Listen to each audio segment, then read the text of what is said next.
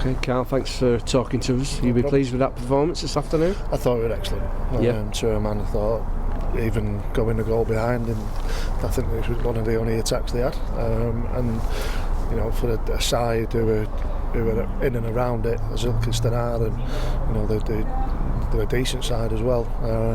I would like to see this possession stats. I would imagine they'd be heavily weight in our favour, and it wasn't just possession. It was incisive, and it was quick tempo, and very pleasing on the eye. So I'm sure everybody's got their £8 worth or whatever it costs now. So getting that goal back after 2 minutes was obviously, I think, a crucial part of the game, because you know what we like with confidence, and could have gone in 1-0 down thinking how the hell did that happen, but we got it back. It must have made your half-time team talk a bit easier. Yeah, I didn't really have to say anything at half-time, and I don't think it had been any different if we'd not got back there. We just needed to keep doing what we were doing, because the way we were moving the ball about, they were always going to tire. I thought we looked to penetrating behind, which was very pleasing. Sometimes we can get a bit overpassing, if you like, and playing in front of people. But I thought the runs that we were making in behind, and the amount of times that we got, we threatened there, was brilliant, and it's something that we've been working on in training. So that's always nice to see come off on a Saturday afternoon. And we exploded in the second half, didn't we? Very quickly, within 5 minutes, we've got two goals. How did you see that? I just thought we continued in the same vein that we probably caught them a little bit cold. I would imagine they were expecting us to come out and want to push on, but not overcommit. But I thought it started off by the ball in from one wing back, and then another wing back on the far post. Took it away, so that's really pleasing, because it shows formation wise that was working again. It could have easily been that at the start of the game where we were 2 or 3 in front. I think the keeper's pulled off a couple of great saves, and like I say, it's just really, really pleasing. I thought when we played Nantwich the other night, we probably could have scored more, but looked a little bit rusty, and I think the lads have taken that lesson on board, and have shown a real appetite in front of goal, which is very pleasing. I mean, to be fair, we could have scored 2 or 3 more this afternoon, actually. That's not criticism, it's just the fact, I think.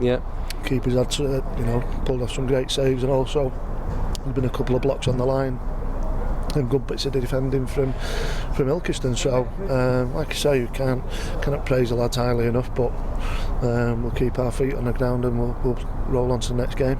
Well, I mean, we got the 3-goal cushion, didn't we, when we got the penalty, which was an obvious, unnecessary but obvious penalty. I think Tom was going away from goal there, but we got that.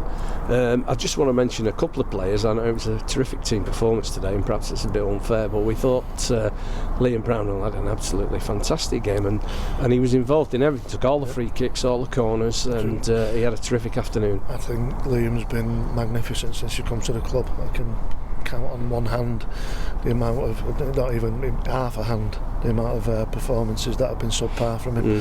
I think he's an excellent full-back. He gets forward when the time's right, and his delivery is superb as well. That's why, on set pieces, he's a bit of a specialist with them.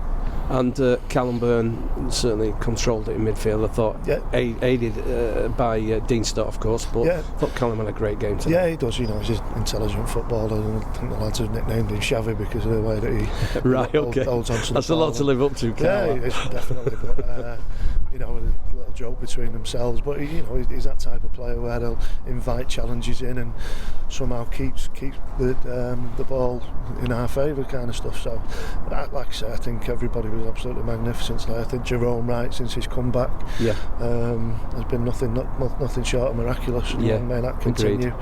Agreed.